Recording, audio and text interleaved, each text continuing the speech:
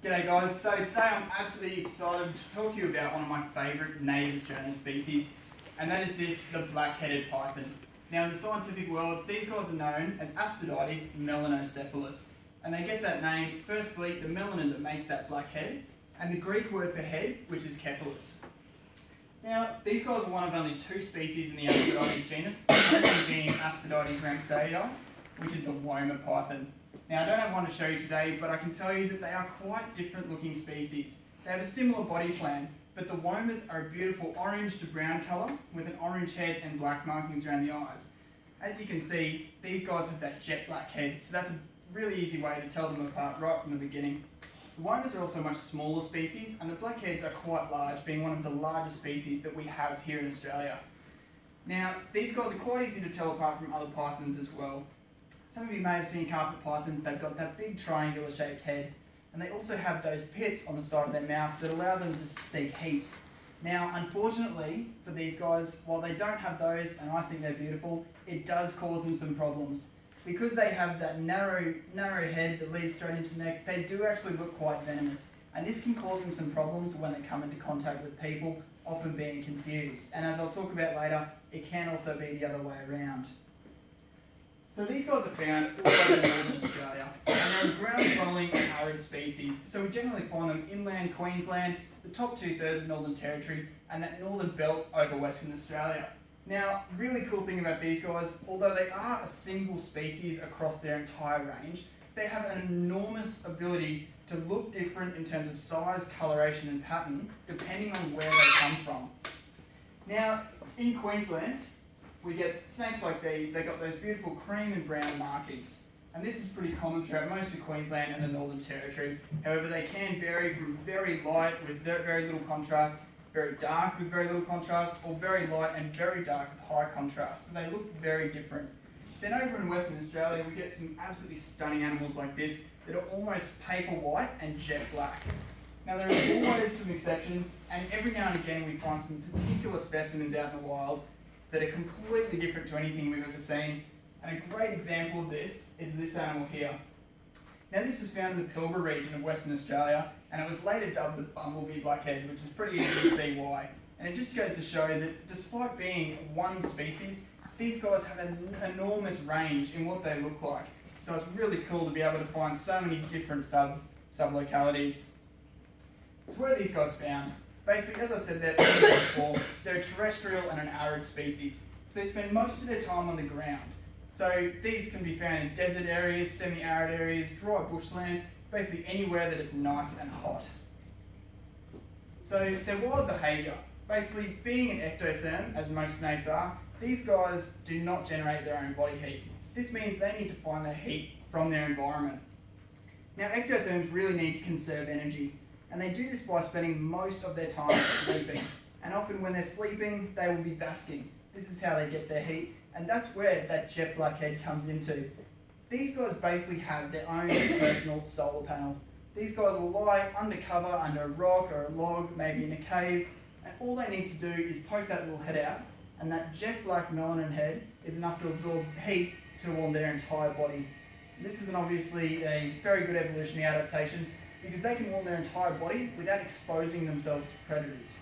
These guys, when they're young, are basically a snack for everything else that is out there. So being hidden is very good for their survival. Black-headed pythons are one of the largest species that we have here in Australia, with adults reaching over 3 metres in length, and even reports of them getting up to 4 metres in length.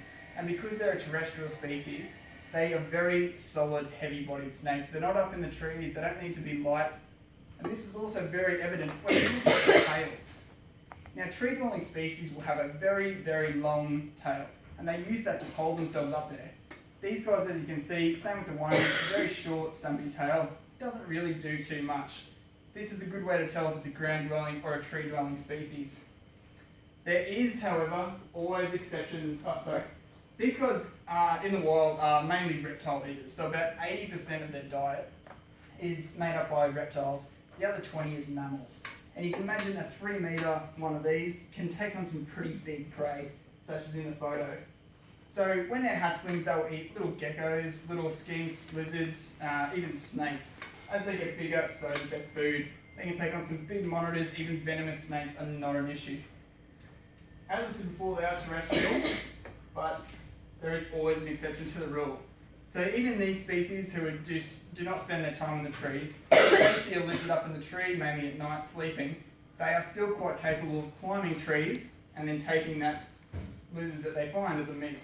This is a real photo of a wild Roma python that saw a bearded dragon up in a tree one night. So the photographer sat there, watched it, it climbed up the tree, got the bearded dragon, ate it in the tree. You can see this nice big lump in its belly, climbed back down, and then went and found a place to sleep and digest that meal. Now when we keep any animal in captivity, we need to acknowledge how it lives in the wild and then try to replicate that. So first of all, it's not very time or money efficient to be breeding monitors and other reptiles to feed these guys. But luckily in the wild they do still eat mammals, which means we can very happily give them a diet of rodents and they can eat this. Now, because of their evolutionary adaptations to eating reptiles, it means that they don't have a very good ability to digest fat. Now, reptiles are very, very low in fat, so it means that we need to take this into consideration when we feed them in captivity. So the way we do this is by avoiding any large, fatty, old rodents. We don't feed these guys, otherwise it can significantly shorten their life and cause problems such as fatty liver disease. So when we're designing an enclosure for an animal like this, we take into account how they live in the wild. They're a large species, so they're going to need a large enclosure. And because they're ground dwelling, it's important to take this into consideration and build a big, long and wide enclosure with a big floor space. Obviously a small floor space with height is not going to be much use for these guys. Because they also spend the time on the ground and they do like to dig and burrow, we like to give them basically a nice soft, deep substrate that they can burrow in. That means that they can dig underneath this substrate and they feel safe and secure, which ultimately gives them a better quality of life because they feel safe and secure in their environment.